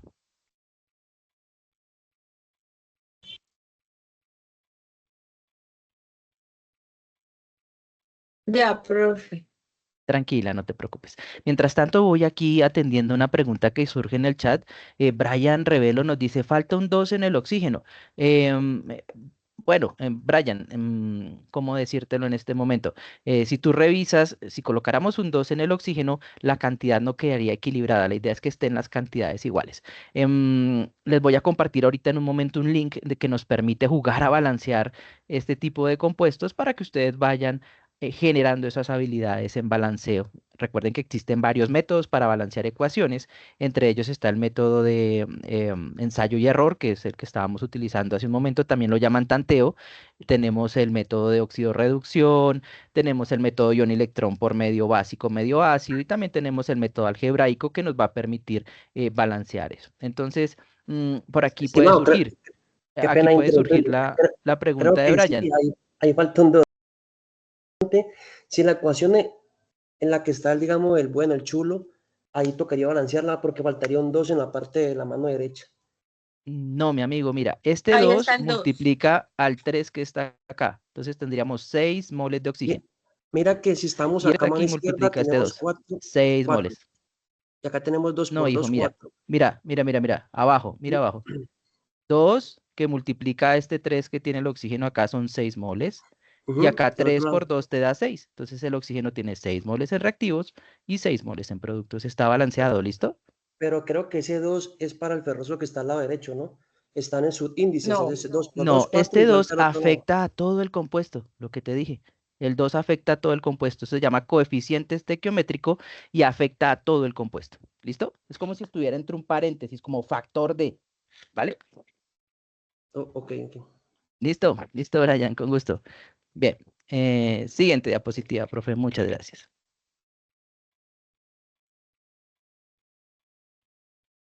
Bien, otro de los temas. Sí, profe, ya cambió, muchas gracias. Otro de los temas fundamentales es el tema de concentraciones y soluciones que recordamos puede tener como dos grandes grupos, ¿no? Todo lo que llamamos unidades de concentración físicas y unidades de concentración químicas, ¿listo? Entonces, importante recordar, ¿no? Esto aplica para una solución. Una solución la entendemos como una mezcla que tiene una condición muy especial y que es homogéneo, ¿cierto? Homogéneo quiere decir que a simple vista solo identificamos una de sus fases o estados, bien sea sólido, bien sea líquido, bien sea gaseoso. ¿Listo? Entonces, en ese orden de ideas, recordamos las unidades de concentración físicas. Entre ellas las más importantes están las porcentuales. Está, por ejemplo, la porcentual masa-masa, la que llamamos también masa-volumen, volumen-volumen, incluso hasta una muy conocida para todos los que están en regencia de farmacia cuando están trabajando allá en el tema de medicamentos, encuentran el ingrediente activo y está en ppm, o los excipientes también suelen estar en ppm. Entonces recordamos, ppm son las iniciales de partes por millón. En esta diapositiva lo que quisimos fue hacer como un compendio de las ecuaciones que son necesarias para aplicar en caso de tener un ejercicio de este tipo de concentraciones y soluciones. Y quisimos también tener un ejemplo para ustedes de ejecución de lo que podríamos encontrar en el desarrollo de nuestro cuestionario de la tarea 1. Entonces, por ejemplo, les pueden preguntar, un estudiante desea preparar 100 mililitros de una solución con una concentración 1 molar. Miren que esta concentración que está aquí es una concentración que es del orden químico, ¿cierto? En ellas encontramos molaridad, molalidad, normalidad y fracción molar de hidróxido de sodio. Y nos pregunta simplemente cuántos gramos de hidróxido de sodio requiere para preparar dicha cantidad. Entonces, para ello es un procedimiento básico. Lo primero que tenemos que hacer es ver la información que nos da el ejercicio, ¿cierto? Aquí nos están dando un volumen de solución que está en mililitros. Nos están dando la concentración de la solución y también nos están dando inmediatamente la ecuación que tenemos que trabajar, la ecuación de molaridad, ¿cierto? M mayúscula es la abreviatura de la molaridad. Esto lo veíamos en química general por allá en la unidad 2, en el tema de soluciones. Bien, entonces, en cuanto a la molaridad, nos dice que es igual al número de moles del soluto dividido el volumen de la solución. ¿Listo? Y nos dice que esas unidades deben estar, obviamente, las moles del soluto en moles y el volumen de la solución en litros. ¿Cuál es el único inconveniente que tenemos aquí? Si ustedes observan, el volumen de la solución está en mililitros. Tendríamos que hacer una conversión sencilla, ¿cierto? De mililitros a litros. Y pues ya sabemos que dividiendo en 1000 podemos hallar fácilmente eso. Entonces tendríamos 0,1 litros de solución. 100 dividido 1000 nos da 0,1. ¿Listo? Y miramos la ecuación. Nos está preguntando cuántos gramos de hidróxido de sodio se requiere. Entonces para ello podemos despejar de esta ecuación las moles y posteriormente convertir esas moles a gramos con una ecuación o mediante una regla, mediante un factor de conversión como se presenta en la parte inferior del ejercicio. Entonces tendríamos lo siguiente. Calculamos el número de moles, simplemente despejamos de esa ecuación, quedaría la molaridad o la concentración dividido en el volumen. Eso quiere decir 1, ¿cierto? Que es la molaridad, dividido en el volumen que es 0,1. ¿Listo? Eso nos daría el valor del número de moles. Entonces, ahí tendríamos el primer valor. Para convertir esas moles que tenemos a gramos, basta con multiplicarlo por el peso molecular del compuesto. Recordamos que un peso molecular de compuesto se halla con la sumatoria, ¿cierto?, de las masas atómicas de los elementos que forman el compuesto. Y alguien dice, uy, profe, esa vaina suena extrañísimo, complicado. ¿Dónde lo encuentro? En la tabla periódica. Buscas en la tabla periódica. Hace un rato les compartí el link ahí de PTabla. Ahí ustedes pueden encontrar las masas atómicas de los elementos. Por ejemplo, ¿alguien recuerda cuál es la masa atómica del sodio? Estaba por allá cercano al 23, 22.99, dice la tabla. Sí, la del oxígeno. ¿Alguien la recuerda? Esas son de las básicas, las más comunes. ¿Cuál es la masa atómica del oxígeno? Cercano a 16, ya por allá está el profe Jairo ayudándonos con eso, muy bien. Ani también por allá recordó que era 16. Y la del hidrógeno, que es la más fácil, ¿no? Allá el amigo olvidado en la parte izquierda, ¿cierto? Superior izquierda de la tabla periódica, entonces encontramos que su masa atómica es 1. Entonces la suma de esos valores, 23 más 16 más 1, nos da 40 gramos sobre mol, que es normalmente la unidad con la que se expresa el peso molecular de un compuesto. Entonces tendríamos la siguiente multiplicación, el número de moles por su peso atómico. Entonces, ¿qué variaría? Si aquí nos cambian hidróxido de sodio, pues nos cambiaría obviamente este valor de aquí, que es el peso molecular del compuesto. Entonces nos quedaría 0,1 moles por 40 gramos sobre mol. Hacemos el análisis dimensional, las moles con las moles se van, y 0,1 por 40 pues nos daría 4 gramos. Entonces, si nos salen las opciones múltiples, ¿cierto? Nos dirían, se producen 2 gramos, 3 gramos, 4 gramos, 1 gramo. Entonces, marcamos la opción que diga 4 gramos en este caso. ¿Listo? Entonces, bueno, es un pequeño recorderis de cómo se hacía el ejercicio. Chévere que ustedes también se empiezan a acordar de los valores de masa atómica. De hecho, van a ser muy útiles en la primera parte de química orgánica también recordar, sobre todo el del carbono y el del hidrógeno y el oxígeno, que van a ser como fundamentales en este estudio de la parte orgánica de la química. Listo, profe, me regalas la siguiente diapositiva, por favor.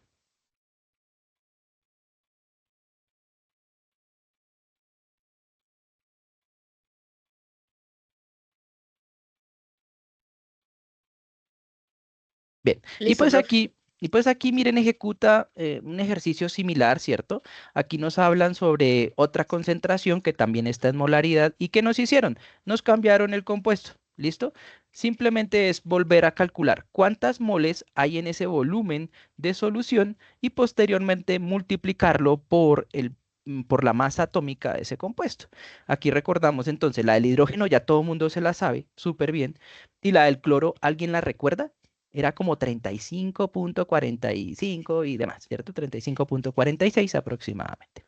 Entonces, si yo sumo 1 más 35,46, me da 36,46. ¿Cómo calculé este número de moles? A través de la ecuación de la molaridad. Miren que en este ejercicio aplica similar al anterior.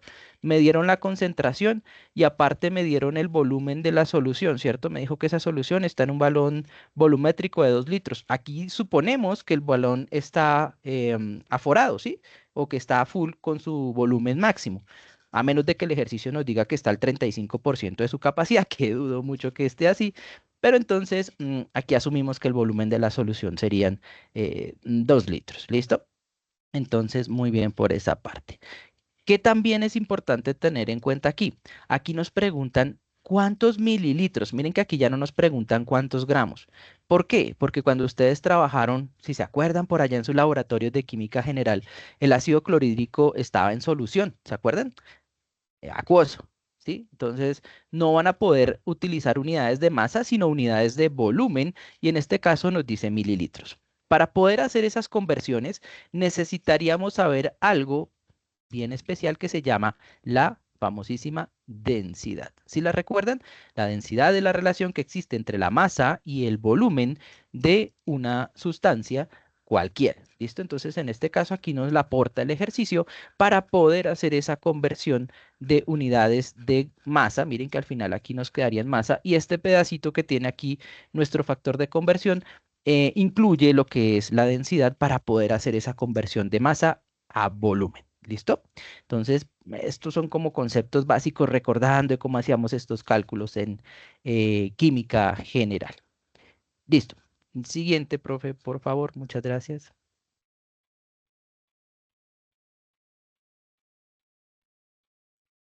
Ya, profe. Dale, profe, tranquila.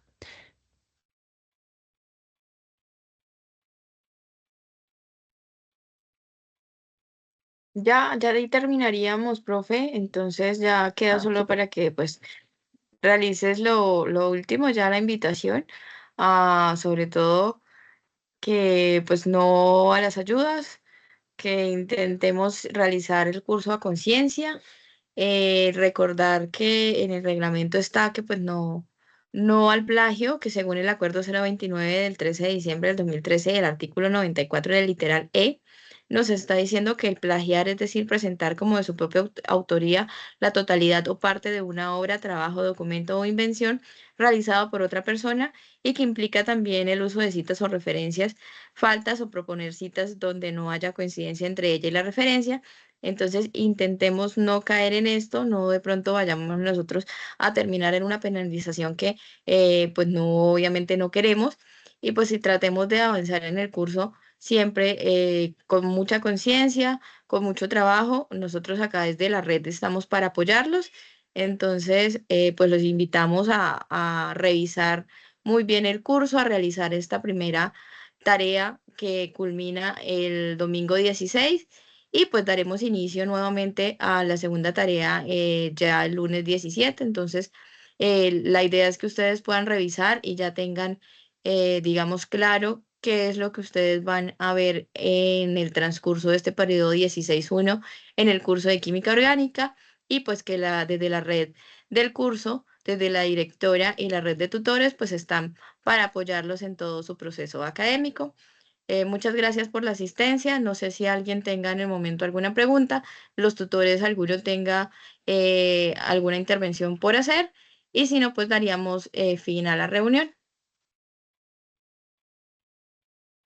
Profe Andrea, muchas gracias por el espacio. A los estudiantes, muchas gracias por su colaboración, por la participación.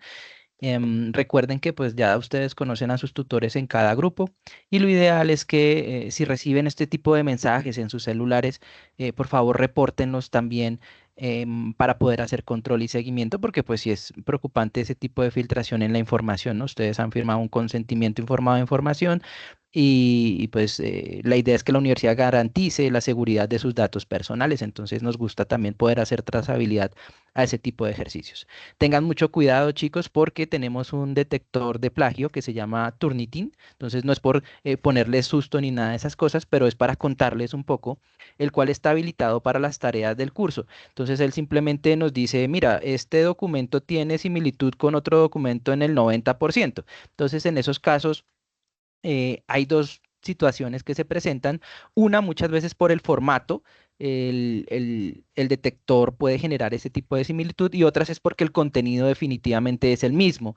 En esos casos, los tutores contactan a los estudiantes y hasta que no se dé una explicación certera del tema, pues digamos la calificación que se asigna es igual a 0. Si se ve que es repetitivo en varios estudiantes, porque pues este tipo de ayudas lo que hacen es hacer el mismo trabajo y vendérselo a varios estudiantes, entonces si uno lo ve 3, 4, 5, 6 veces, pues en ese tipo pues se aplica ya la normativa legal vigente. Conozco casos, de hecho participé en el primer caso que se dio en la UNAD hace 13 años que soy docente de la universidad, en el cual se sancionó a un estudiante durante 10 años por uso de este tipo de ayudas. Entonces, muchachos, evítense en esas cosas, evítense en esos problemas, acudan a sus tutores, que para eso vamos a estar ahí muy pendientes apoyándolos. Y nada, ustedes ya nos pagaron a nosotros, no paguen más por eso. Entonces, bienvenidos y un gusto conocerlos a todos y Rafael para poderlos apoyar. Un abrazo. Profe, Sí, te escucho. tengo una duda, es que a mí no me funciona Turnitin. No sé si es solamente mi plataforma o es algo en general que se está presentando como algún error. No te preocupes, el Turnitin normalmente aplica es para el manejo docente, ¿no? Ustedes nos envían el documento y el Turnitin está habilitado para docentes. Sé que se Pero puede es que el año habilitar pasado, para estudiantes, sí, te iba a decir. Sé que se puede habilitar para estudiantes, pero no sé si en el curso Química Orgánica esté habilitado en este momento.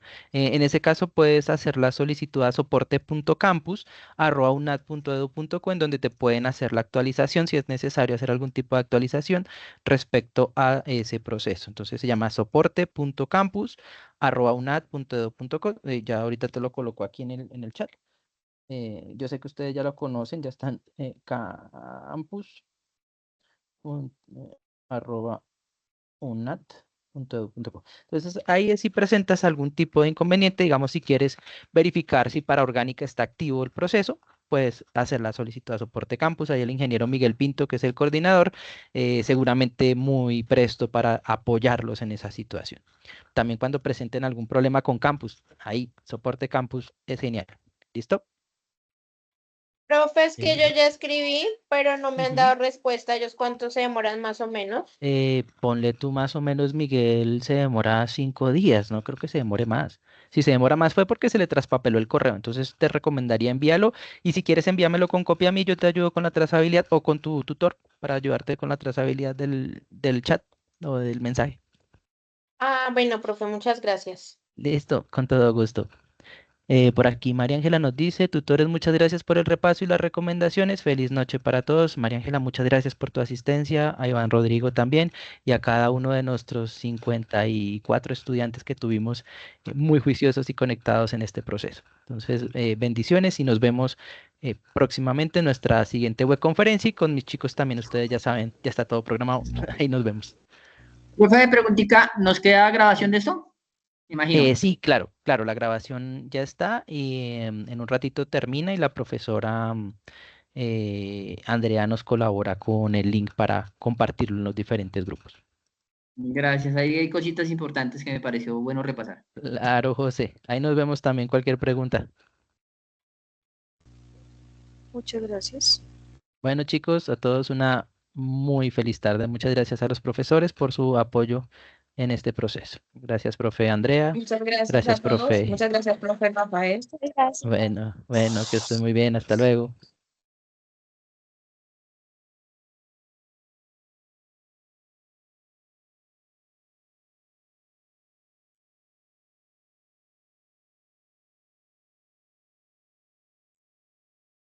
Voy a detener la grabación, profe. Gracias, profe Andrea.